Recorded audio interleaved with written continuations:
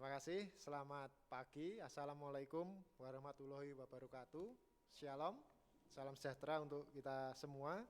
Hadirin yang kami hormati, pada hari ini kami dari Kementerian Keuangan 1 Provinsi Papua Barat akan menyampaikan press conference APBN periode sampai dengan Januari 2024. Saat ini hadir bersama kita semua dari KPPBC Manokwari, KPP Pratama Manokwari, KPPN Manokwari, juga nanti dari Kanwil mewakili bidang PA1 dan bidang PA2. Nah, untuk menyingkat waktu, izin kami mulai untuk kondisi perekonomian regional baik di Provinsi Papua Barat maupun Provinsi Papua Barat Daya sampai dengan 31 Januari 2024. Untuk laju pertumbuhan ekonomi, karena datanya masih tergabung secara regional, year on year-nya adalah 5,89%, masih mendekati angka nasional 5%. Kemudian untuk PDRB atas dasar harga berlaku 97 triliun sekian, sedangkan atas dasar harga konstan harga tahun 2010 adalah 64 triliun. Adapun untuk inflasi dari BPS sudah bisa memilah antara Provinsi Papua Barat. Inflasi di Papua Barat untuk year on year-nya adalah 3,05%. Ya masih dalam rentang target 2024 ini adalah 2,5 plus minus 1. Kemudian untuk Provinsi Papua Barat Daya ini cukup menggembirakan angkanya, untuk year on year-nya adalah 1,49% atau masih di bawah target nasional, inflasi nasional 2,5 plus minus 1. Kemudian untuk tingkat kemiskinan ini masih cukup tinggi, masih di atas angka nasional yaitu 20,49%. Rasio Gini juga masih cukup tinggi, 0,370. Untuk nilai tukar petani kalau di Papua Barat masih 100,35, sedangkan di Papua Barat Daya masih sudah ada penurunan sedikit menjadi 99,35. Sedangkan nilai tukar nelayan di Papua Barat 96,5 dan di Papua Barat Daya 96,97. Untuk pengangguran terbuka masih cukup tinggi juga, sekitar 5,38%, dan untuk indeks pembangunan manusia di regional Papua Barat dan Papua Barat Daya sekitar 67,4. Ya, ini masih sedikit di bawah angka nasional yang sudah mencapai angka 70-an. Selanjutnya kami akan menyampaikan terkait APBN kita, kondisi APBN secara nasional per 31 Januari. Secara umum karena ini masih di bulan Januari, keseimbangan primer kita tentunya masih positif 61,4 triliun secara nasional. Kemudian APBN juga masih dalam kondisi surplus karena masih beroperasi dalam 1 bulan, yaitu sekitar 31,3 triliun. Sedangkan belanja negara sekitar 5,5% realisasinya atau 184,2 triliun. Sedangkan untuk pendapatan negara secara nasional sudah mencapai 7,7% dari target atau 215 triliun. Selanjutnya, ini secara keseluruhan untuk regional Papua Barat, kalau tadi angka nasional, ini angka regional, dapat kita sampaikan bahwa kinerja APBN regional Papua Barat sampai dengan Januari 2024 masih on track, masih melanjutkan kinerja positif dari tahun sebelumnya, di mana untuk pendapatan negara sudah mencapai 5,06% dari target, belanjanya sudah 3,89% dari pagu. Selanjutnya akan kami sampaikan detail dari kondisi APBN di Papua Barat. Secara umum untuk penerimaan perpajakan sampai dengan Januari sudah secara agregat baik Papua Barat maupun Papua Barat Daya sudah mencapai 144 miliar atau 4,41% dari target.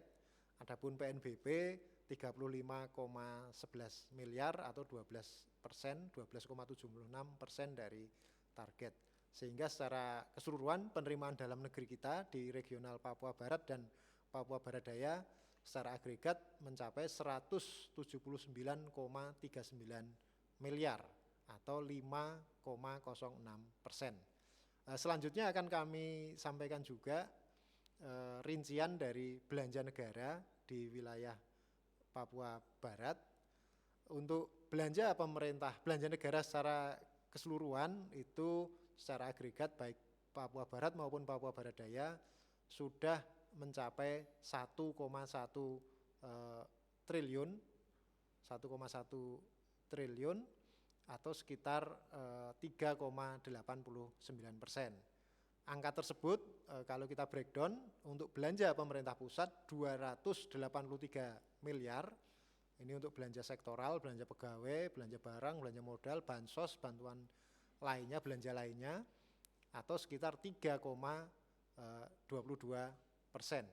Kalau kita lihat growth-nya, ini dibandingkan tahun lalu mengalami pertumbuhan 9,88%. Sedangkan sumber realisasi terbesar dari belanja negara kita di wilayah regional Papua Barat adalah dari belanja transfer ke daerah. Sampai dengan Januari 2024 belanja transfer ke daerah sudah mencapai 829,39 miliar atau dari pagu adalah 4,19% dari pagu. Angka ini cukup menggembirakan juga karena merupakan salah satu komponen untuk menyumbang pertumbuhan perekonomian di regional Papua Barat dan Papua Barat Daya. Lanjut selanjutnya. Nah, untuk perpajakan nanti akan secara detail akan disampaikan oleh Pak Adi dari KPP, namun secara umum angka-angka yang dapat kami sampaikan adalah kontributor terbesar di wilayah Papua dan Papua Barat dan Papua Barat Daya adalah dari administrasi pemerintahan. Kalau untuk wilayah KPP Manokwari itu sekitar 34%, sedangkan untuk KPP Sorong sekitar 25%.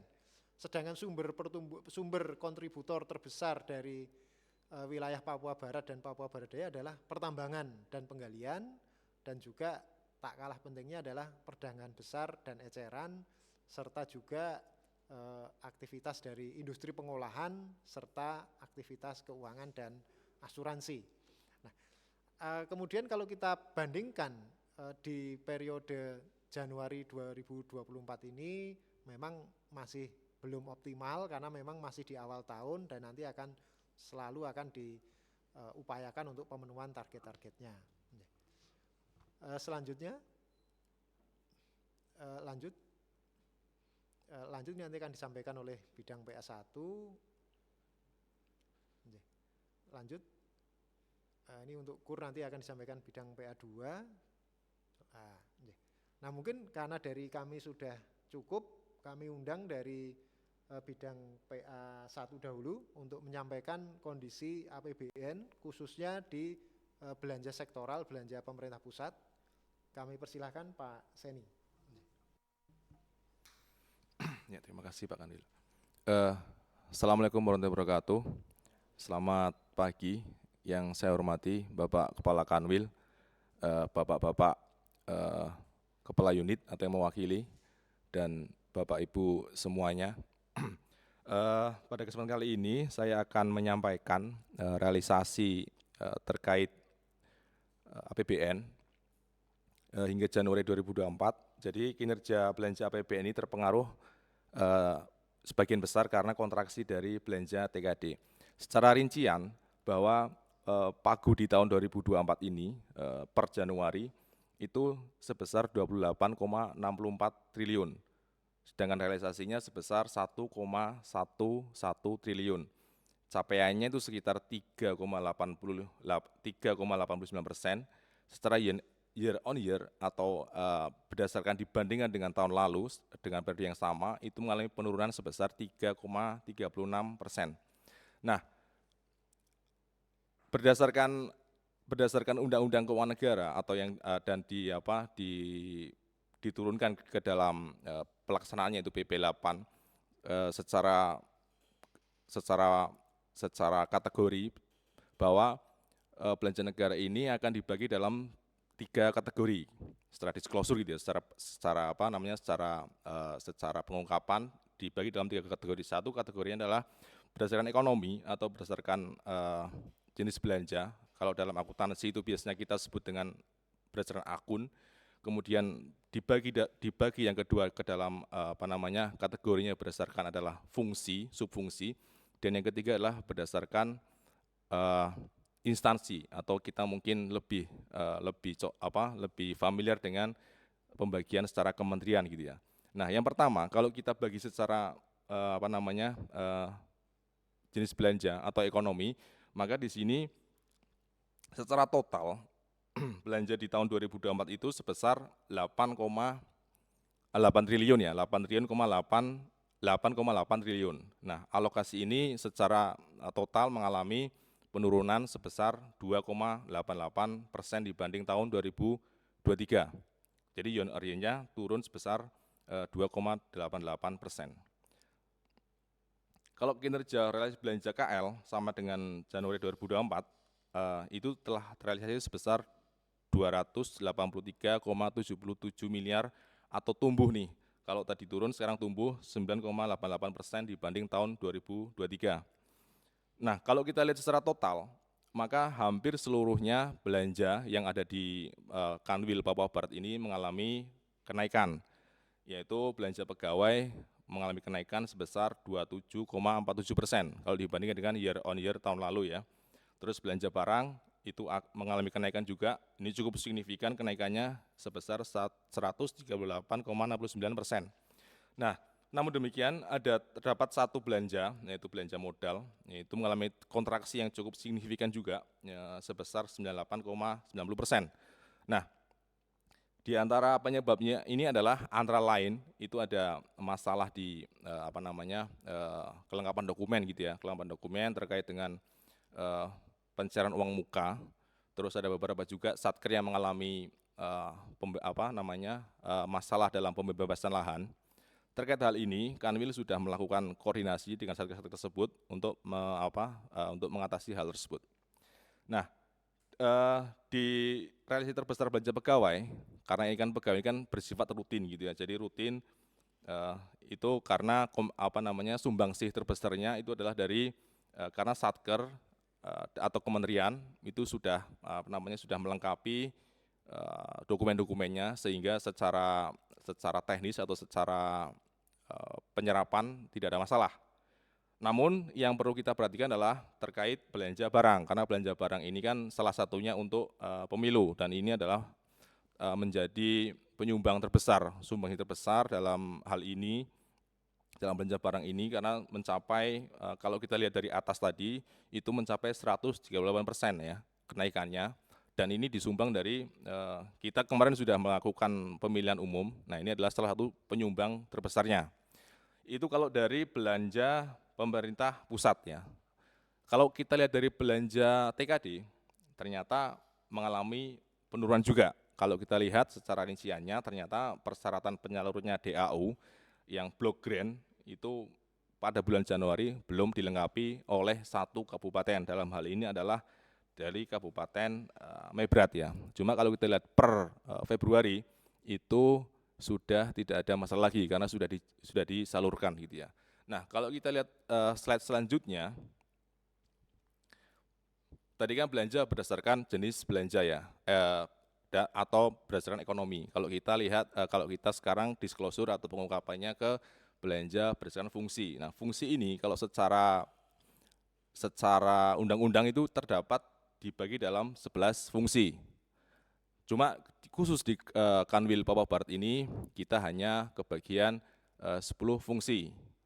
Satu fungsi yang belum kita realisasikan adalah terkait fungsi perlinsos. Jadi karena kita hanya merealisasikan 10 ini, sedangkan satu perlinsos itu ada dipanya itu terpusat, jadi walaupun dia dilakukan kegiatannya di pusat, tapi masyarakat juga bisa merasakan manfaatnya atas kegiatan perlinsos tersebut. Nah, di sini dari 10 fungsi itu kita bisa melihat bahwa yang terbesar adalah fungsi pelayanan umum. Ini wajar ya Bapak Ibu, karena di pelayanan umum ini kan di situ biasanya ada gaji pegawai, ada ada operasional kantor segala macam. Terus itu alokasinya sebesar 1,2 triliun ya. Dari alokasi sebesar 1,2 triliun udah terrealisasi sebesar 6,05% atau sebesar 78,24 miliar. Itu dari fungsi pelayanan umum. Terus yang berikutnya adalah fungsi agama. Itu kalau secara global itu sebesar 1,34%. Nah, dari alokasinya 117,74 miliar sudah terrealisasi sebesar 2,38 miliar atau 2,02%. Terus yang berikutnya adalah ekonomi, itu sudah terrealisasi sebesar 35,24% dari alokasi sebesar 3,09 triliun sudah terrealisasi sebesar 21,59 miliar. Terus fungsi kesehatan ini adalah kalau dulu kita sebelum ada undang-undang kesehatan, kita mungkin ada kesehatan adalah salah satu sebagai mandatory spending gitu ya, yang ditetapkan undang-undang sebesar 5%. Cuma sekarang sudah tidak ada lagi ketentuan tersebut. Cuma pemerintah karena hal ini kesehatan adalah hal yang penting, pemerintah tetap berkomitmen untuk tetap mempertahankan bahwa kalau kita lihat dari APBN 2024, kesehatan ini fungsi kesehatan jumlahnya di atas 5%. Ini merupakan komitmen pemerintah untuk tetap sebagai, karena pemerintah kan sebagai ini ya, sebagai eksekutor gitu, untuk agar masyarakatnya tetap kesehatannya bisa terjaga gitu ya. Kesehatan ini dari alokasi 137,75 miliar terrealisasi sebesar 3,24 miliar atau 2,35%. Terus yang berikutnya adalah ketertiban dan keamanan. Ketertiban keamanan ini cukup besar alokasinya, yaitu sekitar 1,3 triliun, sudah terrealisasi sebesar 70,96 miliar atau 5,17%. Nah, pariwisata ini cukup menjadi perhatian kita karena dia realisasinya masih 0%. Dari pagu yang sudah dianggarkan sebesar 3,31 miliar. Terus pendidikan juga ini adalah salah satu mandatory spending yang sudah diamanatkan dalam Undang-Undang APBN, bahwa dia pendidikan itu harus minimal 20% gitu ya dari total APBN. Nah, cuma pendidikan ini kan, kenapa pendidikan ini 20% tapi di kita hanya sedikit gitu ya, karena pendidikan ini kalau secara total global gitu ya, jadi ada tiga sumber dana pendidikan atau mandatory itu ada 3, yaitu dari belanja pemerintah pusat sendiri, yang kita tampilkan sekarang adalah dari belanja pemerintah pusat.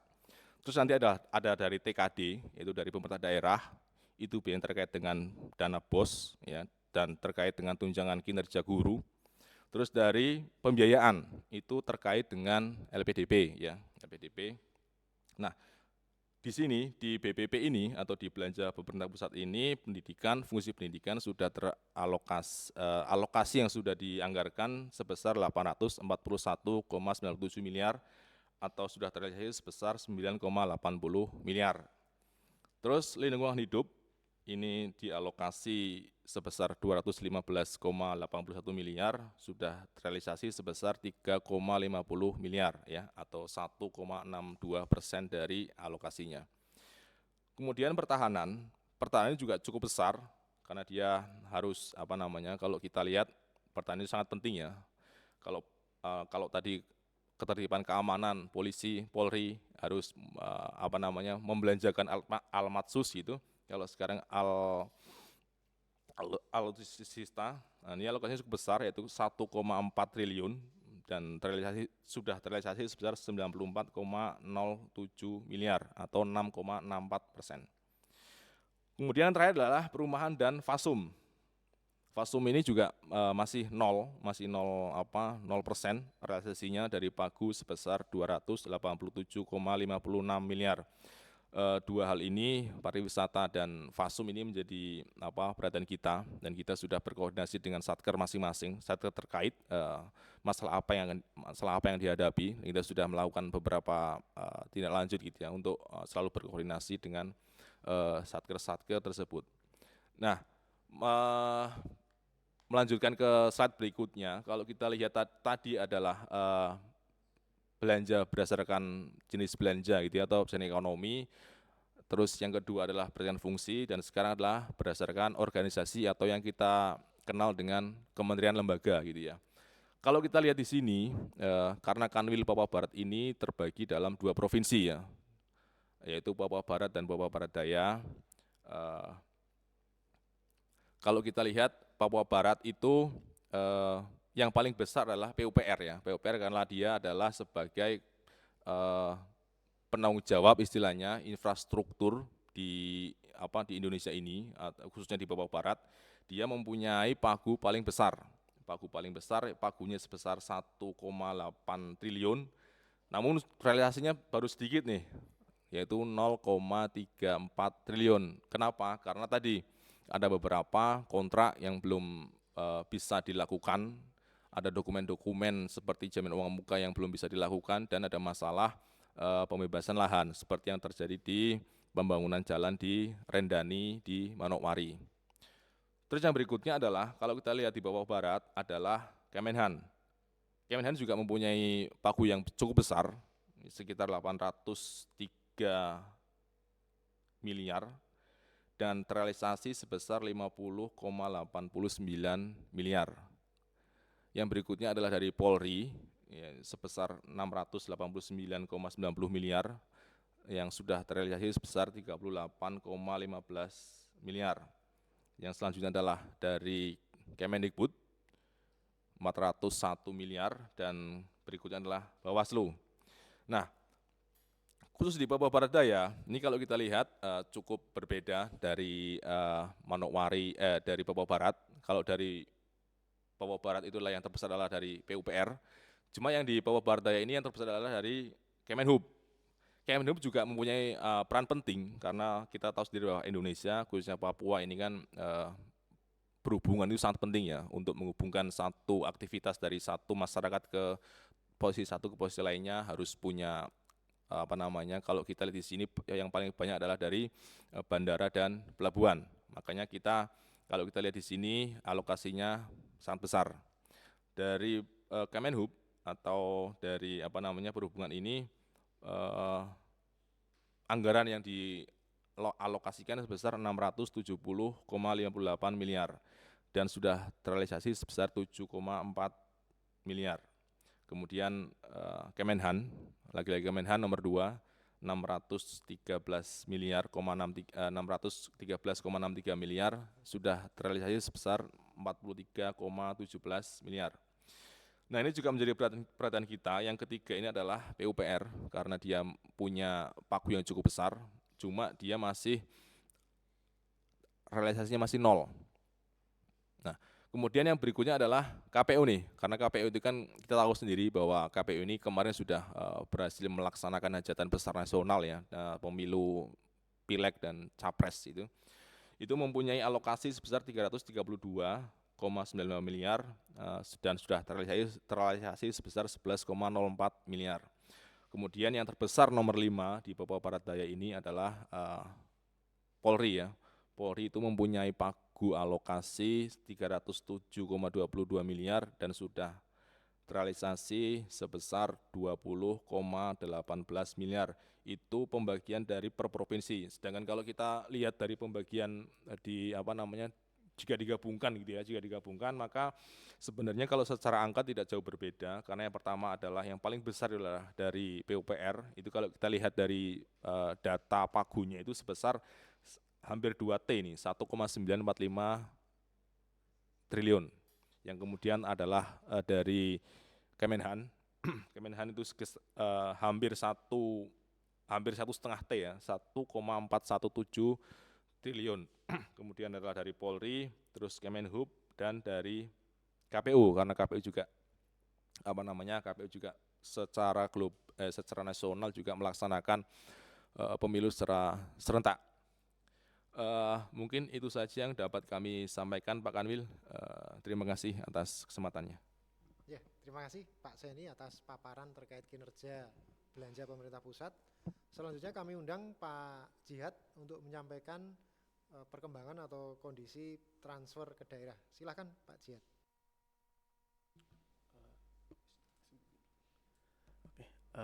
Terima kasih Pak Kanwil. Assalamualaikum warahmatullahi wabarakatuh. Yang terhormat Pak Kanwil, Bapak-bapak penjabat administrator atau yang mewakili, seluruh hadirin, rekan media dan sobat interest.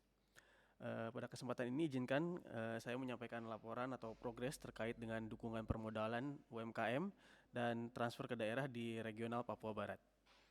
Oke, pertama di sini kita melihat dukungan permodalan UMKM melalui program KUR dan pembiayaan UMI. Pada program KUR perlu kami informasikan bahwa target penyaluran KUR pada tahun 2024 secara nasional adalah sebesar 300 triliun rupiah. Seperti itu. Penyaluran KUR juga menargetkan adanya debitur baru sebanyak 1,8 juta orang dan debitur yang diharapkan untuk graduasi itu sebanyak 1,4 juta. Selanjutnya jika kita melihat ke regional Papua Barat, target penyaluran KUR di tahun 2024 di wilayah Papua Barat dan Papua Barat Daya secara total mencapai 1,3 triliun yang akan disalurkan kepada 14.000 debitur gitu. Dengan debitur baru sebanyak 8.900 dan debitur graduasi diharapkan sebanyak 5.100 debitur. Jika kita melihat data pada per 31 Desember 2023, angka ini cukup meningkat ya. Jadi pada 31 Desember 2023 itu KUR tersalurkan sebanyak 989 miliar sehingga ada peningkatan yang cukup besar ya dari 989 miliar tadi ke 1,3 tadi. Diperlukan usaha lebih ya terutama dari para penyalur untuk bisa mengejar target ini. Sementara jika kita melihat angka debiturnya, angka debitur pada 31 Desember 2023 adalah sekitar 14.930 debitur atau mendekati target yang akan kita capai di 2024 seperti itu. Lalu untuk kebijakan penyaluran KUR pada tahun 2024 masih belum ditetapkan sehingga pada bulan Januari pedoman yang digunakan di sini masih kebijakan penyaluran pada tahun 2023. Oke. Selanjutnya jika kita melihat di tabel sampai dengan 31 Januari 2024 jumlah penyaluran KUR di Papua Barat telah mencapai 56,7 miliar yang telah disalurkan kepada 808 debitur. Secara detail kita dapat melihat di situ daerah yang paling banyak di sini untuk debiturnya ada Kabupaten Manokwari sebanyak 122 debitur dan Kota Sorong sebanyak 248 debitur. Dan Kota Sorong memimpin ya dari jumlah angka yang disalurkan sebesar 21 miliar, sementara itu di Kabupaten Manokwari di angka 9 miliar. Untuk daerah yang masih rendah di sini ada Kabupaten Maibrat dengan hanya 4 debitur dan jumlah penyaluran 348 juta. Lalu di kedua terbawah di situ ada Kabupaten Tambrau dengan jumlah 6 debitur dengan jumlah penyaluran baru mencapai 275 juta. Pemerintah di sini mengharapkan dukungan Pemda dalam rangka optimalisasi penyaluran KUR dalam bentuk penyampaian data UMKM yang diperlukan seperti data-data calon debitur kepada Kanwil melalui sistem yang ada yaitu sistem SIKP. Sementara itu kendala-kendala yang ditemukan dalam penyaluran KUR antara lain proses penihilan status pinjaman pada aplikasi SIKP, lalu ada pengenaan agunan oleh pihak bank termasuk pada skema mikro dan peraturan 2024 yang masih belum turun. Selanjutnya kita ke sisi sebelah kanan, di slide itu ada penyaluran melalui pembiayaan UMI, di mana pembiayaan ultramikro atau UMI ini merupakan program tahap lanjutan dari program bantuan pemerintah untuk mendukung kemandirian usaha kepada usaha ultramikro yang berada di lapisan terbawah. Di mana mereka ini belum bisa difasilitasi perbankan melalui program kredit usaha rakyat tadi. Penyaluran pembiayaan UMI di wilayah Papua Barat dan Papua Barat Daya terbanyak dilakukan oleh PT Pegadaian. Lembaga penyalur yang lain di sini ada PT PNM dan Koperasi Mitra Duafa. Sementara itu batas maksimal pinjaman yang bisa diberikan kepada debitur adalah sebesar 20 juta rupiah.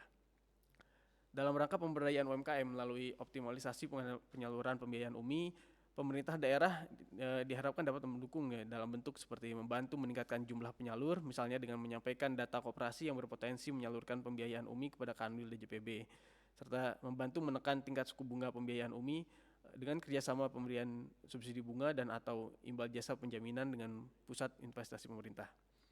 Sekarang kita perhatikan data-data yang ada di sini. Kita lihat penyaluran UMI hingga akhir Januari 2024 tercatat itu sebesar 411 juta ya, yang disalurkan kepada 42 debitur.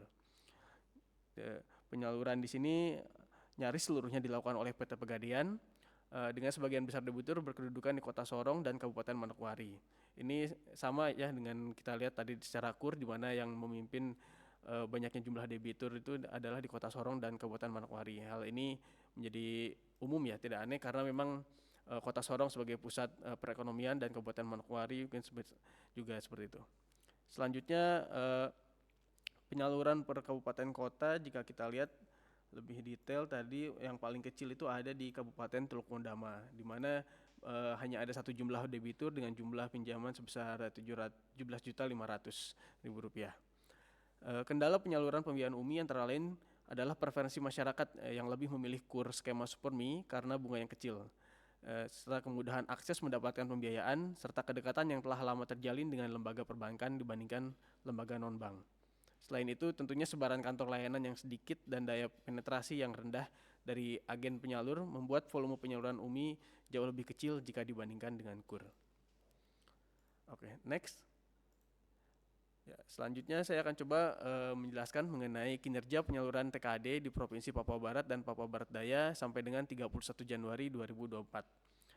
Secara agregat, alokasi TKD untuk Pemda di lingkup Papua Barat dan Papua Barat Daya pada tahun 2024 ini mengalami penurunan sebesar 4,57 triliun jika dibandingkan tahun sebelumnya. Hal tersebut antara lain disebabkan mulai berjalannya operasionalisasi DOB secara penuh yang turut diiringi dengan perhitungan alokasi TKD yang semakin proporsional untuk setiap Pemda. Hingga 31 Januari 2024 baru terdapat penyaluran pada 3 jenis TKD, yaitu dana bagi hasil, dana alokasi umum, dan DAK non-fisik. Untuk bidang-bidangnya di DBH itu ada bidang-bidang migas, perikanan, dan minerba. Sementara untuk di DAK non-fisik ini ada seperti BOK Puskesmas dan dana BOS tadi. Rendahnya realisasi tersebut antara lain disebabkan lambatnya penetapan APBD yang sampai bulan ini masih ada beberapa daerah yang belum ya, masih dalam proses, serta adanya perubahan pada aplikasi keuangan daerah yang digunakan Pemda. Sehingga berdasarkan informasi kami dapat, mereka masih memerlukan waktu tambahan untuk melakukan penyesuaian. Selanjutnya kita lihat secara detail untuk total pagu di Provinsi Papua Barat. Yang paling tinggi di sini adalah di provinsi ya, tentunya Provinsi Papua Barat dengan jumlah sebesar 3.131 miliar. Lalu disusul oleh Kabupaten Teluk Bintuni sebesar 2.084 miliar. Sementara itu daerah yang dengan total pagu paling kecil di sini adalah Kabupaten Manokwari Selatan dengan jumlah sebesar 722 miliar. Untuk realisasi per 31 Januari, realisasi paling tinggi dana bagi hasil adalah di Kabupaten Kaimana sebesar 9,94 miliar, dan paling rendah itu di provinsi di mana masih belum ada realisasi. Selanjutnya realisasi pada DAU Kabupaten Teluk Mondama ini sebesar 57,95 miliar, sementara yang paling rendah ada di Kabupaten Pegunungan Arfak sebesar 21,96 miliar.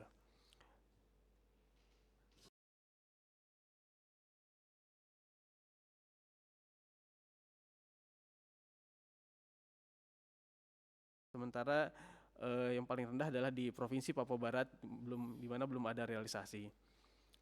Selanjutnya kita pindah ke tabel yang bawahnya. Di situ ada Provinsi Papua Barat Daya sampai dengan 31 Januari 2024. Realisasi paling tinggi untuk DBH adalah di Kabupaten Raja Ampat sebesar 14,25 miliar dan paling rendah di Kabupaten Mebrat. Lalu realisasi paling tinggi di sini di Kota Sorong. Kalau kita melihat untuk DAU di Kota Sorong ini ada sebesar 79,12 miliar, disusul oleh DAU Provinsi sebesar 74,75 miliar. Sementara paling rendah adalah Kabupaten Mebrat yang belum ada realisasi. Jadi di sini Kabupaten Mebrat per 31 Januari 2024 belum ada realisasi DAU karena memang persyaratan penyaluran DAU Blok Grand bulan Januari yang belum dilengkapi, sehingga masih realisasinya nol seperti itu. Selanjutnya jika kita lihat di DAK non fisik, realisasi paling tinggi di sini ada di Kota Sorong dengan angka sebesar 24,28 miliar, sementara paling rendah di provinsi yang baru mencapai 0,47 miliar. Untuk persyaratan penyaluran DAU Blok Grant tadi di bulan Januari yang belum lengkap memang hanya baru di Kabupaten Mebrat, sehingga baru dari seluruh Pemda di sini hanya Mebrat saja yang belum mendapatkan realisasi DAU. Selanjutnya untuk meningkatkan angka penyaluran dibutuhkan peningkatan koordinasi dan sinergi internal antar OPD pada Pemda untuk mempercepat pemenuhan syarat salur. Adapun beberapa syarat penyaluran untuk DAU Blok Grant Februari antara lain adalah realisasi belanja pegawai berupa gaji dan tunjangan yang dibayarkan kepada pegawai negeri sipil, realisasi belanja pegawai berupa tunjangan tambahan penghasilan atau dengan nama lain sesuai dengan ketentuan peraturan perundang-undangan, serta realisasi belanja pegawai berupa gaji dan tunjangan sesuai dengan ketentuan peraturan perundang-undangan yang dibayarkan kepada PPPK untuk guru dan non-guru. Jadi seluruh persyaratan merupakan realisasi belanja pada bulan sebelumnya. Syarat-syarat ini harus dilengkapi di paling lambat 14 Februari 2024. Jika telat maka kita akan melihat lagi pola seperti di Januari ini, di mana masih ada pemerintah kabupaten kota yang belum ada realisasi DAU-nya. Serta diperlukan percepatan penetapan Perda PDRD untuk mendukung optimalisasi local taxing power sesuai dengan amanah Undang-Undang HKPD. Oke, sekian dari saya. Terima kasih. Ya, terima kasih Mas Diat atas paparannya terkait kinerja DKD. Slide selanjutnya. Jadi Bapak Ibu sekalian hadirin yang kami hormati, secara umum tadi sudah disampaikan kondisi ekonomi makro baik di nasional maupun di regional Papua Barat, Papua Daya, serta juga kondisi fiskal kita baik APBN secara nasional maupun kondisi APBN di level regional Papua Barat dan Papua Barat Daya. Dari paparan-paparan tadi dapat kita simpulkan bahwa kinerja APBN di awal 2024 ini khususnya di bulan Januari terus melanjutkan kinerja yang sudah baik pada APBN 2023 dengan momentum pertumbuhan ekonomi yang cukup stabil. Kemudian yang kedua adalah dampak dari pelemahan perekonomian global dan volatilitas pasar keuangan akan terus diantisipasi. Demikian yang kami sampaikan terkait makroekonomi dan fiskal. Nah, selanjutnya kami akan mengundang pendalaman dari masing-masing unit di Kemenkeu 1 Papua Barat. Pertama kami nanti akan mengundang dari Bea Cukai, kemudian dari pajak, dan terakhir nanti dari KPPN Manokwari. Kami silakan dari KPBC Manokwari. Siap, terima kasih Pak Kanwil. Assalamualaikum warahmatullahi wabarakatuh. Yang kami hormati Bapak Kanwil di DJPB Papua Barat, para pejabat administrator atau yang mewakili di lingkup Kemenkeu Papua Barat, dan rekan-rekan semua, izin kami menyampaikan kinerja dari Bea Cukai Manokwari. Nah, cakupan wilayah kerja KPBC Manokwari terdiri dari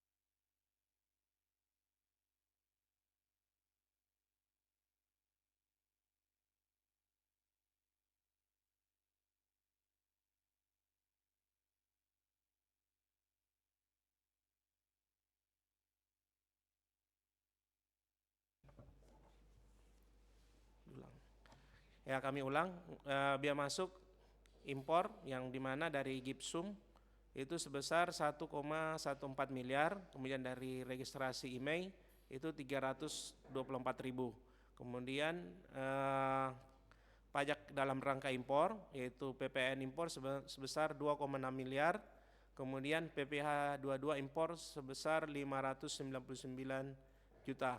dengan total penerimaan 3,24 miliar. Lanjut. Nah, di bulan sampai Februari ini devisa ekspor Bea Cukai Manokwari ada 2 yang menyumbang, yaitu pertama dari PT SDIC Papua Semen Indonesia, di mana komoditi ekspornya adalah ada hidrolit semen, kemudian semen klinker, Portland semen dengan negara tujuan yaitu Taiwan, Papua Nugini dan Timor Leste. Kemudian ada yang di Januari kemarin tanggal 23 Januari ini ada dari eksportir dari UMKM yaitu Koperasi Manokwari Pratama Sejahtera, di mana mengekspor komoditi ekspornya adalah kepiting bakau hidup, tujuan negara adalah Malaysia, dengan total devisa ekspor yaitu 1,187889 US dollar. Lanjut. Ini ekspor kepiting ini yang kami laksanakan di bulan Januari kemarin, di mana di dalam ekspor yang kedua ini dilakukan bersama dengan dari karantina, kemudian dari UBU dan dinas perikanan Papua Barat. Lanjut. Ini sosialisasi dan asistensi UMKM yang kami lakukan di potensi ekspor yang ada di Papua Barat, yaitu pada pengusaha ikan tuna di Manokwari yang beralamat dekat dengan Hotel Mansinam, di mana komoditinya adalah ikan tuna. Lanjut. Kemudian ada potensi ekspor untuk menghasilkan BK yaitu PT Iber Sucokrang yang ada di Rensiki Manokwari Selatan. Dan ini masih kita lakukan asistensi dan sosialisasi terkait dengan ekspor. Kemudian lanjut. Ini rencana program kami di tahun 2004 yaitu terkait pencapaian target, di mana target penerimaan kami masih kekurangan sekitar 300 juta. Kemudian pengawasan barang-barang yang dilarang dan dibatasi, utamanya dari bahan-bahan narkotika. Kemudian sinergi dan kolaborasi dengan berbagai pihak. Kemudian layanan terpadu Bea Cukai Manokwari, misalnya klinik ekspor, layanan jemput bola dan registrasi email. Kemudian kita lakukan monep terkait dengan program kerja. Lanjut. Ini layanan terpadu kami yang ada di Manokwari, ada di kantor kami yang ada di Siliwangi maupun di GKN yang ada di layanan terpadu di KPBC Manokwari. Lanjut. Ini jika Bapak Ibu semua membutuhkan informasi, ini media sosial kami, ada konsultasi melalui WhatsApp.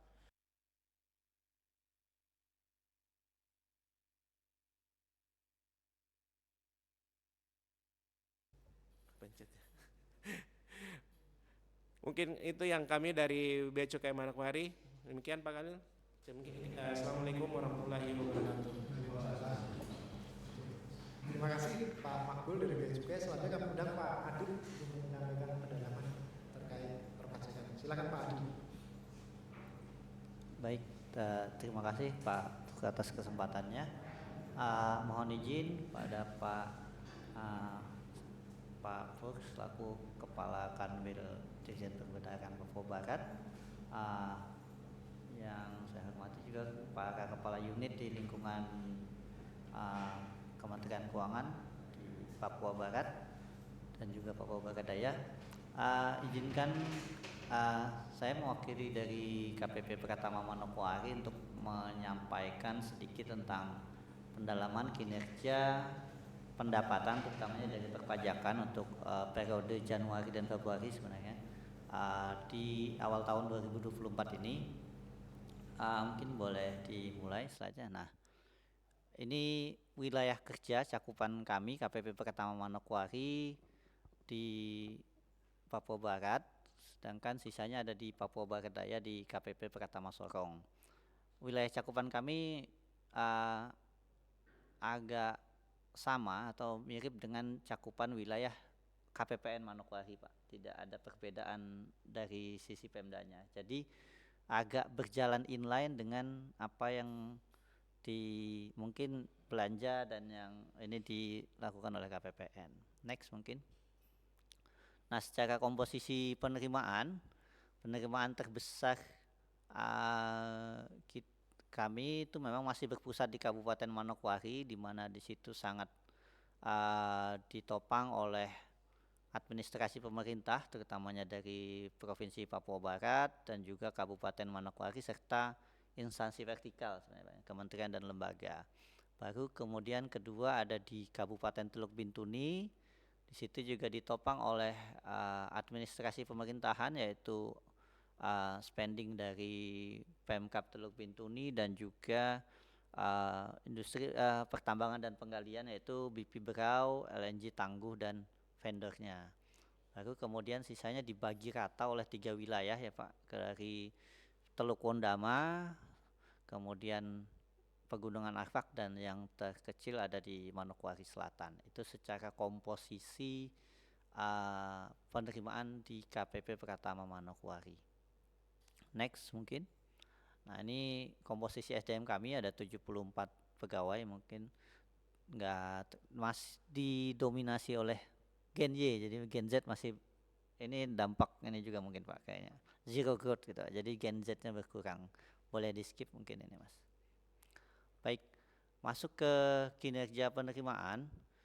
KPP Pratama Manokwari secara internal mendapatkan target 1,68 triliun Pak. Namun secara target APBN kita ada di 1,63. Capaiannya sampai dengan Februari 25 kita 5,45, agak terkonstruksi cukup dalam tahun ini 56,54% Pak, dan juga rekan-rekan semua. Jadi yang mengalami koreksi cukup dalam ada di sektor jenis pajak PPN, kemudian disusul oleh PPh non migas. Nah, kalau kita cermati tadi paparan sebelumnya, penurunan konstruksi PPN ini sejalan juga dengan penurunan dari realisasi belanja dibandingkan tahun 2023 dan juga penyaluran TKD yang ada shortfall cukup dalam. Namun kalau dari sisi kinerja penegakan pajak kita juga ditambah oleh adanya kegiatan PKM atau istilahnya itu pengujian kepatuhan material, yaitu penggalian potensi, yang di awal tahun 2023 kita dapat banyak limpahan dari Satker APBD, namun di tahun 2024 ini sudah tidak berulang. Itu juga bagian dari kerja sama dengan tim Kemenkeu Papua Barat, yaitu kita bersama-sama menjaga rekening penampung di Bank Papua Pak, sehingga lompatan itu tidak terjadi lagi di tahun 2024. Nah, itu juga yang menjadi penyebab kenapa jenis pajak PPN kita agak terkoreksi cukup dalam gitu. Selain itu juga ada manajemen restitusi, di mana di awal tahun 2023 kita tidak ada restitusi karena sudah diamankan di tahun sebelum. Di tahun 2024 restitusinya berjalan normal. Jadi dan restitusi di awal tahun itu memang menyasar di kinerja PPN, tidak lebih ke PPh. Kemudian yang kedua, seperti disampaikan tadi, kontributor terbesar kita ada di administrasi pemerintahan, yaitu 34%. Kalau kita lihat ekonomi Papua Barat tadi 34% dari administrasi pemerintahan dan juga 23% pertambangan penggalian. Nah, kinerja dari administrasi pemerintahan yang drop sangat berdampak juga di sini. Salah satunya yang mencolok dari sisi penerimaan pajak itu pengerjaan proyek OPBU Rendani yang tahun lalu cukup deras di awal tahun Pak. Di Januari itu realisasinya cukup kencang. Di tahun ini mungkin karena sudah selesai jadi sudah tidak seperti tahun sebelumnya. Itu juga yang menjadi penyebab penurunan kinerja PPN kami. Sedangkan dari kinerja PPh non migas kita sangat ditopang oleh kinerja PPh 21 sektor pertambangan dan penggalian. Nah, ini ada efek juga masih lanjutan dari selesainya proyek Tren 3 BP Berau, di mana tahun lalu itu masih ada penerimaan yang cukup besar sampai dengan bulan April. Nah, sejak mulai bulan April ke sini sudah mulai terjadi penurunan karena sudah tidak ada lagi tenaga kerja yang sebanyak di awal tahun. Itu yang menjadi penyebab defisit atau kontraksi dari sektor PPH non-migas. Sementara untuk kinerja PBB itu tidak dapat disimpulkan karena PBB biasanya kita baru ini di triwulan ketiga Pak, baru bisa sebanding gitu.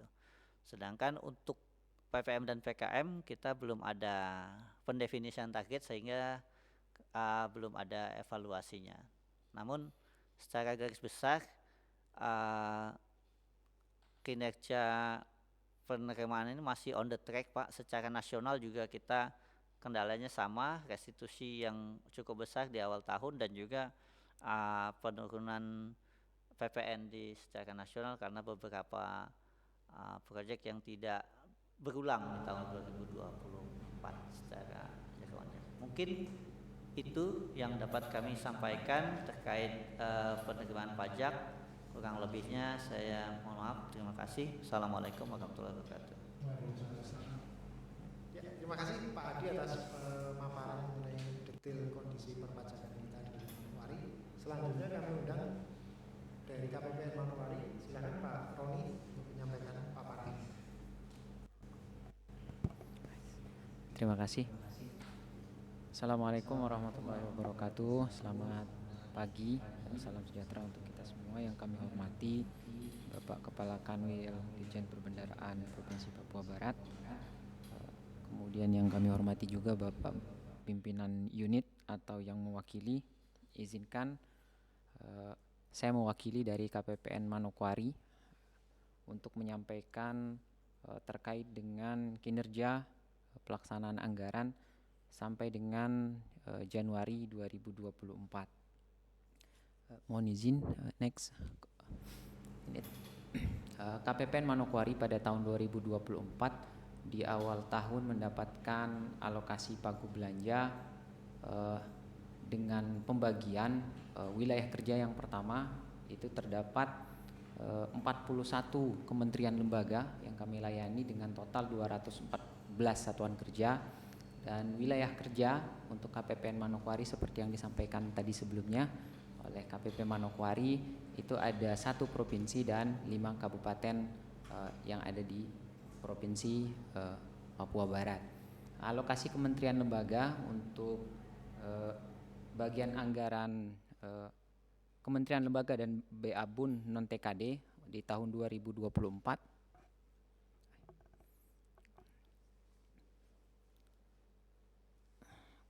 di tahun 2024 itu mencapai 14,7 triliun dengan pembagian 5,16 triliun untuk belanja pemerintah pusat dan 8,92 triliun untuk belanja transfer ke daerah.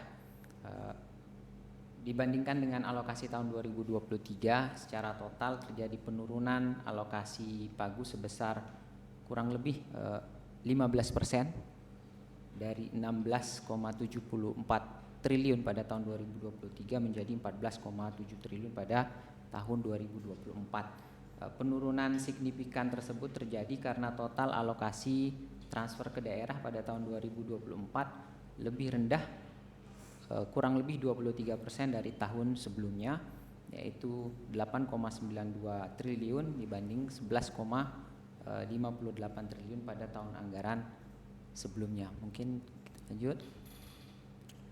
Next, secara umum sampai dengan 31 Januari 2024 realisasi APBN dari Satker mitra kerja kami di KPPN Manokwari itu sebesar 450,68 miliar atau 3,2% dari total pagu yang kami kelola. Secara year on year dibandingkan dengan realisasi periode yang sama terjadi penurunan nominal sebesar 65 miliar atau sekitar 12,6%. Namun demikian karena nilai total pelaksanaan pagu mengalami penurunan yang signifikan membuat persentase nilainya naik sebesar 0,12% dari tahun sebelumnya 3,08% menjadi 3,20%. Dari seluruh jenis belanja kenaikan nilai dan persentase realisasi belanja terjadi pada beberapa jenis belanja seperti belanja pegawai, kemudian belanja barang pada kelompok belanja pemerintah pusat serta belanja DAK non fisik pada kelompok belanja transfer ke daerah. Selebihnya mengalami penurunan. Secara detail capaian realisasi dan growth masing-masing jenis belanja dapat dilihat pada tabel yang ditayangkan. Kemudian selanjutnya sebagaimana saya sampaikan sebelumnya bahwa komponen belanja APBN di lingkup Papua Barat yang dikelola oleh KPPN Manokwari terdiri dari 2 komponen, yaitu belanja pemerintah pusat dan transfer ke daerah. Untuk mendapatkan gambaran secara menyeluruh atau komprehensif atas penyerapan APBN yang dikelola pada KPPN Manokwari, kita akan lakukan pendalaman evaluasi, dapat dilihat di slide.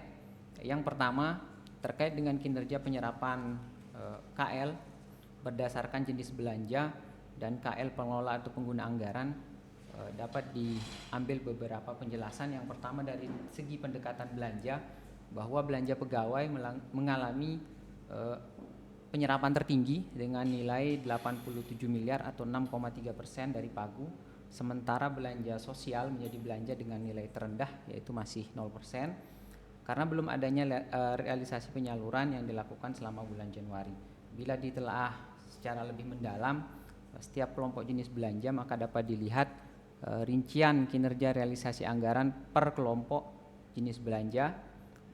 Pada jenis belanja pegawai, kelompok gaji dan tunjangan pegawai pemerintah dengan perjanjian kerja menjadi belanja dengan realisasi terbesar. Kemudian pada jenis belanja barang, kelompok belanja jasa menjadi belanja dengan realisasi terbesar, dan pada belanja modal, kelompok belanja peralatan dan mesin menjadi penyumbang realisasi terbesar. Dari pendekatan organisasi, kementerian lembaga dari 10 KL dengan jumlah pagu terbesar pada KPPN Manokwari, total anggaran yang dikelola sebesar 4,47 triliun atau 87%. Jika kita mengambil prinsip Pareto, maka sudah dapat menggambarkan secara keseluruhan atau mewakili dan merepresentasi kondisi penyerapan pada belanja kementerian lembaga yang dikelola pada KPPN Manokwari. Untuk Satker Bawaslu, untuk Kementerian Lembaga Bawaslu menjadi kementerian dengan nilai dan tingkat realisasi terbesar, yaitu mencapai 50,4 miliar atau 14,5%, dan berkontribusi terhadap 31,5% penyerapan di bulan Januari. Sementara kementerian lembaga dengan alokasi terbesar, yaitu Kementerian PUPR, justru menjadi kementerian lembaga dengan nilai dan tingkat realisasi terkecil, yaitu hanya mencapai 336 juta atau 0,02% dari pagu, dan memberikan kontribusi sebesar 0,2% terhadap total penyerapan di bulan Januari. Bila ditelusuri dari 10 KL, hanya 4 kementerian lembaga yang mampu memberikan kontribusi positif atau optimal terhadap belanja KL.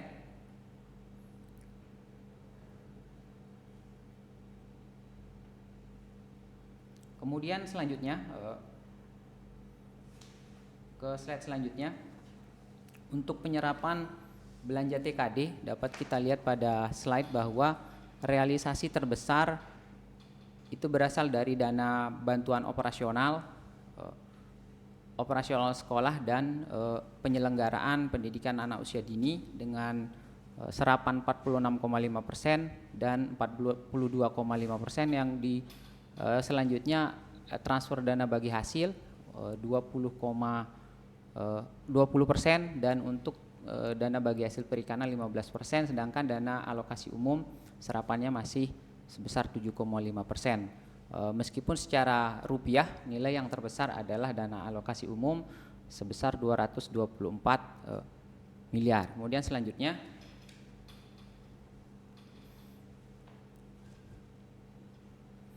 realisasi belanja kementerian lembaga atau TKD tahun 2024 per wilayah, sesuai dengan wilayah kerja kami di KPPN Manokwari.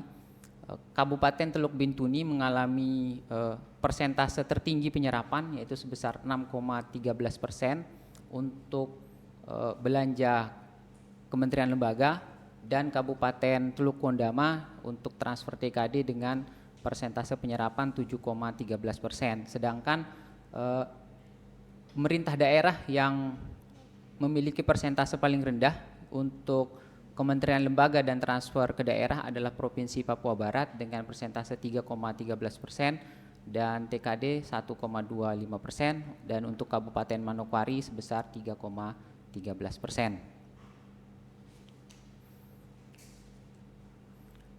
Selanjutnya untuk mendorong penyerapan satuan kerja sesuai dengan Surat Menteri Keuangan nomor 1041 garis miring MK tahun 2023, kami terus mendorong seluruh satuan kerja kementerian lembaga untuk melakukan langkah-langkah strategis pelaksanaan anggaran dengan melakukan monitoring, evaluasi, pengendalian internal, kemudian meningkatkan kualitas belanja, memprioritaskan dan mengawal penyelesaian program atau kegiatan proyek pendukung RPJMN 2020-2024, kemudian meningkatkan akuntabilitas pelaksanaan dan pertanggungjawaban hibah, meningkatkan akuransi dan percepatan penyaluran bansos dan bantuan pemerintah, kemudian percepatan pelaksanaan pengadaan barang dan jasa, akselerasi pelaksanaan program, kegiatan proyek, meningkatkan kedisiplinan kegiatan dan peningkatan kualitas perencanaan.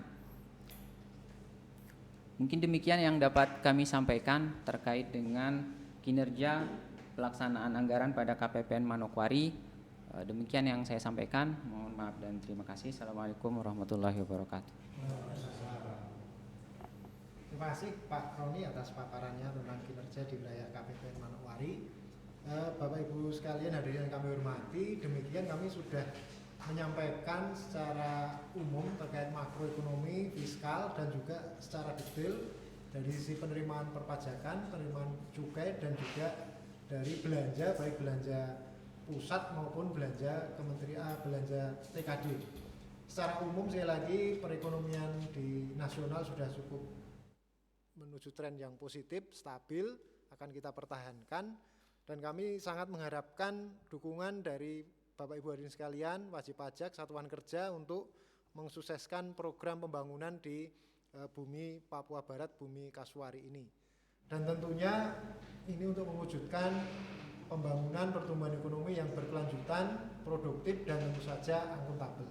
Sebagai penutup, sekali lagi kami mengingatkan bahwa layanan yang diberikan oleh Kementerian Keuangan, baik dari Ditjen Perbendaharaan, Ditjen Pajak, Ditjen Bea Cukai, Ditjen Keuangan Negara, bebas dari biaya, tidak dipungut biaya atau 0 rupiah.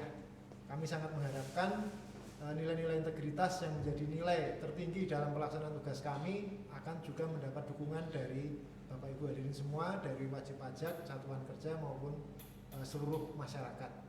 Demikian yang dapat kami sampaikan. Wassalamualaikum warahmatullahi wabarakatuh. Shalom, salam sejahtera, semoga menjadi keberkahan bagi kita semua. Kemenkeu 1, Kemenkeu